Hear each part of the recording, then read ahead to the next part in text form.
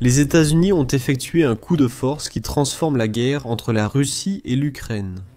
Ils ont décidé de partager des renseignements avec l'Ukraine concernant des cibles à longue portée à l'intérieur de la Russie, aidant ainsi efficacement les forces de Kiev à détruire encore plus d'infrastructures du Kremlin. C'est une décision audacieuse qui entraînera inévitablement une réaction en chaîne aux lourdes conséquences. Cela pourrait finalement être la décision qui anéantira la Russie définitivement. Voici une explication de ce qui s'est passé et de ses implications futures. Le 1er octobre, plusieurs médias comme Reuters et le Wall Street Journal ont confirmé que le gouvernement américain a autorisé ses agences de renseignement et le Pentagone a aidé l'Ukraine à cibler et détruire les infrastructures énergétiques russes. Des responsables internes MOPOG sont indiqués que Kiev obtiendra des renseignements américains sur les raffineries, oléoducs et centrales russes, bien au-delà des frontières ukrainiennes. L'Amérique va grandement faciliter le lancement de drones et missiles par l'Ukraine, au cœur même des éléments qui alimentent l'industrie énergétique russe et soutiennent son économie. L'ampleur de cette décision ne peut être surestimée. Ceux qui suivent de près la guerre savent déjà que l'Ukraine cible régulièrement les infrastructures énergétiques russes depuis plusieurs semaines et mois. À de nombreuses reprises, des rapports ont révélé comment les attaques de drones à longue portée de l'Ukraine ont endommagé les raffineries de pétrole, les pipelines, les dépôts de carburant et les installations de stockage russes. La Russie a mis du temps à ressentir les effets. L'Ukraine a dû être patiente. Elle a choisi ses cibles avec soin et exécuté ses plans à la perfection. Elle a frappé au meilleur moment et endroit pour infliger un maximum de dégâts.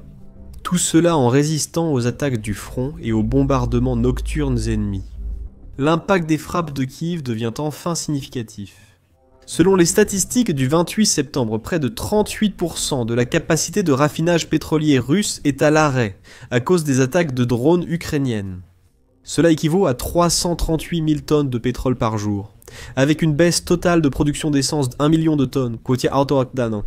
Environ 70% de cela, soit 236 000 tonnes par jour, proviennent directement des frappes de drones ukrainiens, selon l'agence d'analyse Ciala.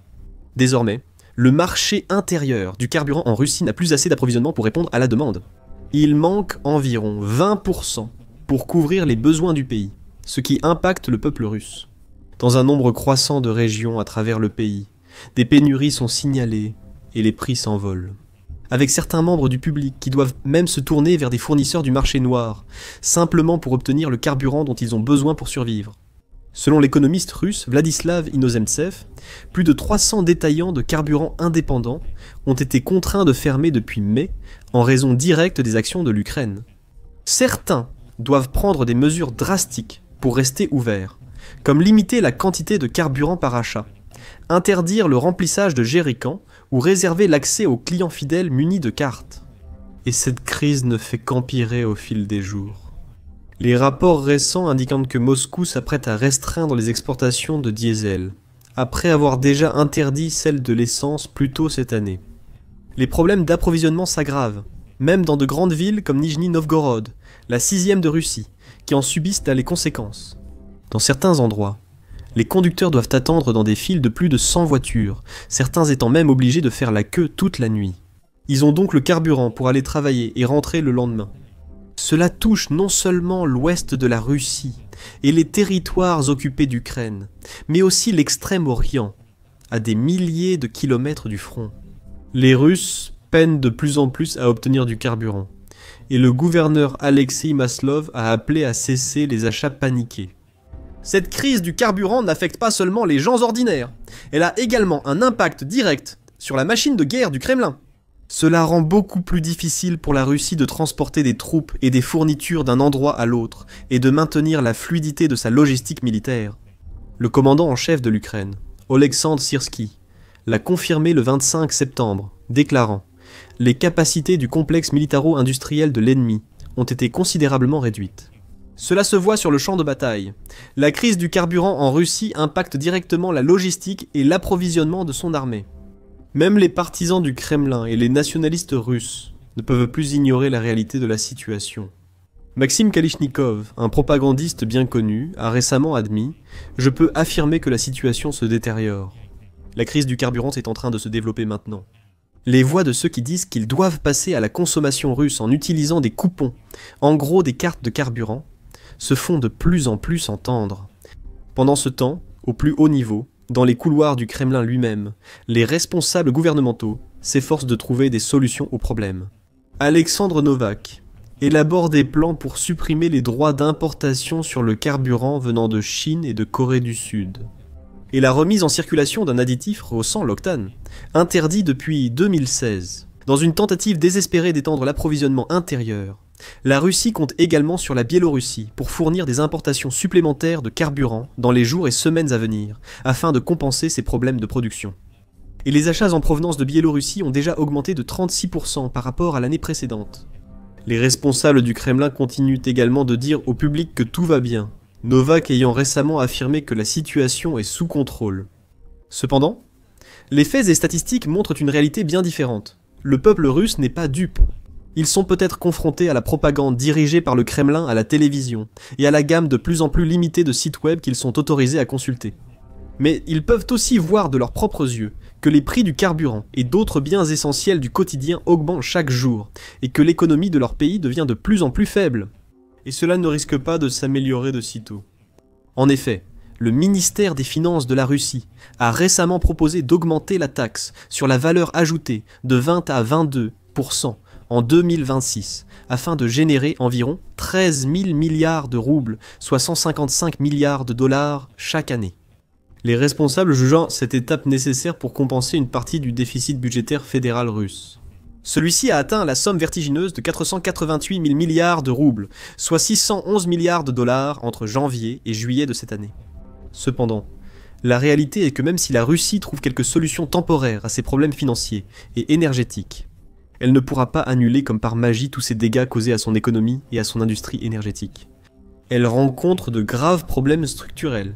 Tout cela résulte des choix stratégiques judicieux de l'Ukraine pour cibler et éliminer les cibles principales. Et l'Ukraine a réalisé tout cela presque seule. Bien qu'elle ait bénéficié du soutien des alliés occidentaux, elle a dû compter sur ses propres renseignements et ressources pour identifier et attaquer les infrastructures énergétiques russes, utilisant principalement ses drones nationaux pour causer des dégâts. Malgré les attaques constantes de drones et de missiles russes et la nécessité de se retrancher pour empêcher les troupes du Kremlin d'atteindre des lieux clés comme Donetsk ou Pokrovsk, les forces ukrainiennes ont tout de même réussi à démanteler l'industrie pétrolière russe.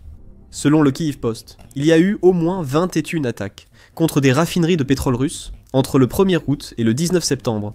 Certaines de ces installations ont été frappées 2, voire 3 fois pendant cette période relativement courte. En septembre seulement, 4 grandes installations ont été touchées, dont l'usine Kinev de Kerichi, deuxième raffinerie de Russie, dans la région de Leningrad. En plus de la raffinerie Rosneft-Ryazan, qui fait partie des 5 plus grandes de son genre. Ces 2 installations ont dû fermer à la suite des attaques de l'Ukraine. Le président ukrainien, Volodymyr Zelensky, a souligné qu'il faut continuer à cibler l'industrie pétrolière russe. Les sanctions les plus efficaces sont les incendies dans les raffineries, terminaux et dépôts de pétrole russes. Nous avons considérablement restreint l'industrie pétrolière de la Russie, et cela restreint considérablement la guerre. Imaginez l'efficacité accrue de l'Ukraine, et les dégâts supplémentaires qu'elle pourrait infliger au pétrole russe avec le soutien du renseignement américain. Après tout, les États-Unis ne se contentent pas d'avoir de loin la force militaire la plus puissante du monde, ils sont aussi en tête en matière de renseignement. Ils disposent des moyens et de l'expérience nécessaires pour recueillir des renseignements de la manière la plus efficace, efficiente et précise possible, ce qui leur a donné un avantage crucial lors de nombreuses missions militaires par le passé. L'Ukraine a déjà bénéficié du renseignement américain dans la guerre jusqu'à présent, mais l'Amérique n'a fourni des informations qu'en lien avec la connaissance de la situation sur le champ de bataille. À l'intérieur des frontières de l'Ukraine, dans des territoires contestés comme Donetsk et Luhansk, elle n'a pas encore fourni à Kiev de données concernant des emplacements à l'intérieur de la Russie. Mais tout cela est sur le point de changer. Un responsable a indiqué au Wall Street Journal que les agences attendent seulement l'accord écrit final de la Maison-Blanche avant d'envoyer les données à l'armée ukrainienne. Cette approbation pourrait survenir à tout moment, plaçant l'Ukraine à seulement quelques jours ou heures de son plus important soutien en renseignement depuis le début de la guerre. Et ce n'est pas tout. Les États-Unis inciteraient aussi les alliés de l'OTAN à partager leurs renseignements avec Kiev. Tout à coup, les forces ukrainiennes pourraient se retrouver avec d'énormes quantités de nouvelles informations précieuses sur des cibles clés en plein cœur du territoire russe. À ce moment, la bataille basculera inévitablement pour l'Ukraine. Avec de nouvelles informations, les forces ukrainiennes seront plus efficaces et redoutables pour choisir leurs cibles, planifier et exécuter leurs attaques. Ils pourraient éliminer de nombreuses autres cibles liées au pétrole, aggravant les pénuries de carburant et paralysant davantage l'industrie énergétique. Mettre la Russie à feu et à sang, laissant le Kremlin dans un chaos catastrophique, sans réponse ni issue. La Russie, quant à elle, qui a déjà montré une grande fragilité et des difficultés à repousser les drones ukrainiens jusqu'à présent, aurait inévitablement encore plus de mal. Anticiper les actions de Kiev et protéger son infrastructure énergétique en cas de contre-attaque contre les services de renseignement ukrainiens, américains et de l'OTAN. Cette décision devrait également semer la peur dans le cœur de Vladimir Poutine lui-même. Parce que c'est le plus grand signe à ce jour que les États-Unis sous le président Trump ont massivement changé leur position sur la guerre. Jusqu'ici, Trump cherchait surtout à mettre fin à la guerre par la diplomatie, rencontrant Poutine et Zelensky pour tenter d'obtenir un accord où l'Ukraine céderait une partie de ses territoires. Il a parlé par exemple du fait que la Russie garde la Crimée et a soutenu que l'Ukraine devrait sacrifier d'autres régions comme Donetsk et Louhansk afin de mettre fin au conflit. Cependant, ces dernières semaines, tout a changé. On dit que Trump est devenu de plus en plus en colère et frustré envers Poutine et qu'il prend désormais ses distances avec le dirigeant russe, préférant plutôt promettre son soutien à l'Ukraine. Début septembre, l'administration a approuvé un important paquet d'armes et d'aides pour Kiev, qui devait être financé par les nations de l'OTAN. Puis, le 23 septembre, Trump a lâché une bombe sur son site de médias sociaux, Truth Social, déclarant que l'Ukraine pourrait récupérer toutes les terres perdues au profit de la Russie au cours de la guerre, jusqu'à présent. Après avoir compris la situation militaire et économique entre l'Ukraine et la Russie, ainsi que les difficultés économiques rencontrées par la Russie. Je pense que l'Ukraine, avec le soutien de l'Union européenne, est en position de se battre et de récupérer toute l'Ukraine dans sa forme d'origine. La patience et le soutien financier de l'Europe, notamment de l'OTAN, rendent possible le retour aux frontières initiales de cette guerre. Le président américain a qualifié la Russie de tigre de papier, critiqué sa guerre sans but et promis un soutien accru à l'OTAN et à l'Ukraine. Avec Donald Trump désormais prêt à partager des renseignements avec Kiev, il semble qu'il en ait assez de parler, et qu'il soit prêt à prendre des mesures audacieuses et significatives pour mettre fin à cette guerre par tous les moyens nécessaires. Un problème subsiste. Malgré les renseignements américains, l'Ukraine manque d'armes pour frapper en profondeur les infrastructures russes. Ces drones se sont révélés efficaces jusqu'à un certain point. Mais cela n'inflige pas forcément les dégâts graves et durables qui mettraient vraiment le Kremlin à genoux. Elle doit aussi respecter des restrictions sur l'utilisation de certaines armes fournies par ses alliés occidentaux. Les États-Unis demandent aux forces ukrainiennes d'obtenir une autorisation à chaque tir de missiles Atacms sur une cible russe. Les livraisons d'Atacms sont bloquées depuis un moment. L'Ukraine manque également du type de missile dont elle a besoin pour frapper des cibles situées à des centaines de kilomètres au-delà de ses frontières. Les Atacms et Storm Shadows fournis par ses alliés ont une portée limitée, mais cela pourrait bientôt changer. Les États-Unis prévoient non seulement de partager des renseignements avec l'Ukraine, mais aussi de fournir à Kiev des missiles de croisière Tomahawk, parmi les plus puissants au monde. Célèbres pour leur portée remarquable, les missiles Tomahawk peuvent parcourir jusqu'à 1600 km pour atteindre leur cible. L'Ukraine développe des missiles longue portée comme le Flamingo et le Long Neptune, mais n'a pas l'infrastructure pour les produire en masse. Elle ne peut donc pas actuellement planifier trop de frappes en profondeur sur le sol russe. Si elle recevait soudainement beaucoup de Tomahawk, elle pourrait agir immédiatement. Identifier des cibles énergétiques importantes à des centaines de kilomètres à l'intérieur de la Russie, y compris dans la région de Moscou et au-delà, et les neutraliser avec une précision stupéfiante et une puissance de feu immense. Parce que les Tomahawks n'ont pas seulement une portée incroyable, ils sont aussi extrêmement agiles. Atteignant environ 920 km/h et capables de manœuvres pour esquiver les intercepteurs, ils suivent des trajectoires basses pour éviter radars et défenses aériennes ennemies. Ils sont remarquablement efficaces pour atteindre leur cible, et chacun d'eux a la capacité de transporter des ogives explosives pesant jusqu'à 450 kg. Ainsi, Lorsque ces missiles frappent leurs cibles, ils ont le pouvoir de réduire des structures entières en poussière et en décombres. Aérodromes, dépôts de munitions, raffineries et installations de stockage de carburant ne résistent pas à une frappe directe de missiles Tomahawk. Des années de preuves l'appuient, car les États-Unis utilisent les Tomahawk dans des conflits depuis le début des années 1990. Ils ont détruit de nombreuses cibles en Irak, Iran, Afghanistan et Syrie. Bientôt cela pourrait aussi arriver en Russie. Le vice-président américain James David Vance a déclaré à Fox News le 28 septembre.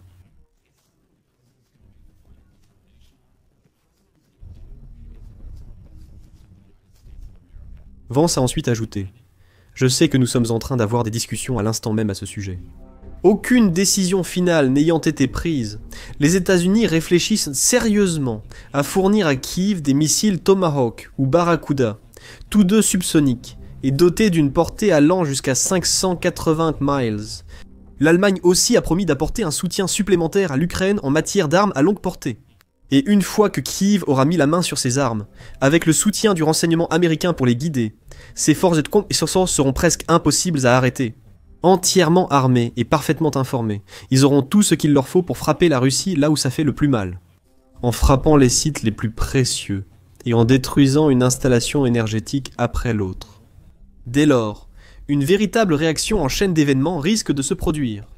D'autres attaques viseront des sites énergétiques en Russie, réduisant encore davantage la production de pétrole. Cela impactera l'économie, qui s'affaiblira, et la population russe, dont la qualité de vie et le pouvoir d'achat baisseront. Le ressentiment et la frustration envers le Kremlin vont croître, la population cherchant un coupable. Même les oligarques et nationalistes ayant soutenu Vladimir Poutine pourraient en finir par juger que c'en est trop, et se retourner contre lui. À ce moment-là, même Vladimir Poutine, qui a fait tant de déclarations audacieuses sur l'Ukraine appartenant à la Russie, et qui n'a montré pratiquement aucune volonté réelle de mettre fin à la guerre, pourrait être forcé d'admettre la défaite et de s'asseoir à la table des négociations pour mettre fin à cette bataille sanglante. Découvrez la possibilité d'envoi de missiles Tomahawk américains en Ukraine dans notre vidéo, qui présente leurs spécifications techniques et leur efficacité sur le terrain. Pour mieux saisir à quel point la vie se complique pour Poutine, regardez cette vidéo explicative. Même certains fervents soutiens du Kremlin et nationalistes pro-Poutine commencent lentement à se retourner contre leur chef. Et enfin, assurez-vous de vous abonner à notre chaîne et d'activer les notifications, afin d'être parmi les premiers au monde à découvrir les dernières grandes nouvelles et évolutions de cette guerre et d'autres conflits camps militaires majeurs dans le monde.